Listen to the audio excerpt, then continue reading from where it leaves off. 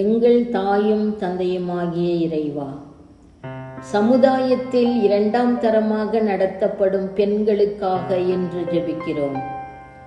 சில ஆண்டுகளாக பெண்களுக்கு இழைக்கப்படும் அநீதிகள், துரோகங்கள் அதிகமாகிக் கொண்டே வருகிறது. மணிப்பூரில் பெண்களுக்கு நிகழ்த்தப்பட்ட கொடுமைகளின் தழும்புகள் இன்னும் மறையாத நிலையில் அடுக்கடுக்காக பெண்கள் பாலியல் ரீதியாக துன்புறுத்தப்பட்டு கொலை செய்யப்படும் இந்த அநீதியான செயல்களை இறைவா ஏன் பார்த்து கொண்டிருக்கிறீர்? ஆணையும் பெண்ணையும் உமது சாயலாக படைத்தீரே. பெண்களின் உருவில் நீர் ஏன் துன்பப்பட்டு கொண்டிருக்கிறீர்?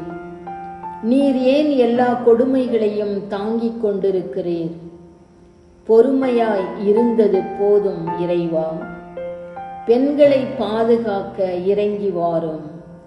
அவர்களோடு இருந்தருளும். அநீதிகளை எதிர்த்து போராடும் சக்தியை பெண்களுக்கு கொடுத்தருளும்.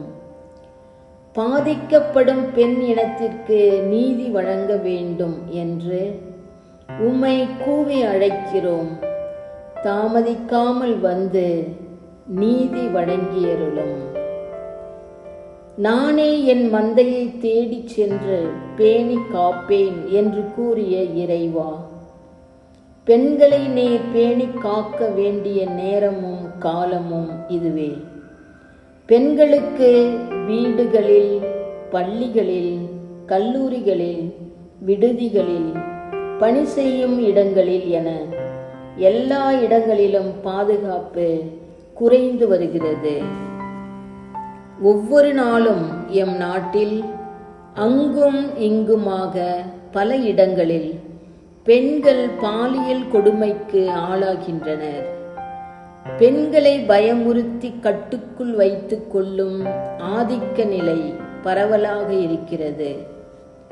மகளாக, சகோதரியாக, மனைவியாக, தாயாக எல்லா நிலைகளிலும் பெண்களோடு வாழ்ந்த போதும் பெண்களை மதிப்புடன், மாண்புடன், மனித நேயத்துடன் நடத்த இச்சமூகம் மறைக்கிறது.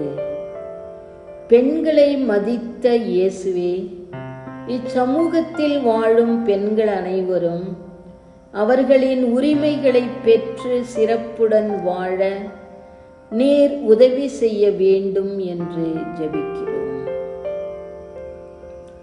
பேரன்பும் பேரிரக்கமும் மிகுந்த இறைவா, கொல்கொத்தா ஆர்ஜிகர் மருத்துவ கல்லூரி மருத்துவமனையில் முதுகலை மருத்துவ கல்வி படித்துக் கொண்டிருந்த பெண் மருத்துவர் பாலியல் வன்கொடுமை செய்யப்பட்டு கழுத்தை நெரித்து உடல் உறுப்புகளை சிதைத்து கொடூரமான முறையில் அப்பெண்ணை கொலை செய்து பெண் இனத்திற்கே பெரும் துரோகம் இழைத்துள்ளனர். அப்பெண் கொலை செய்யப்பட்டதற்கான காரணங்கள் ஒவ்வொரு நாளும் புதிய புதிய செய்திகளாக வெளிவருகிறது.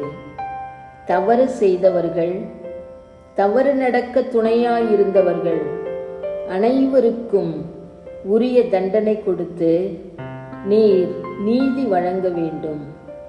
இப்படிப்பட்ட கொடுமைகள் தொடராமல் நீர் தடுக்க வேண்டும் என்று எங்கள் ஆண்டவராகிய இயேசு கிறிஸ்துவின் பெயரால் உம்மை மன்றாடுகிறோம். ஆமென்.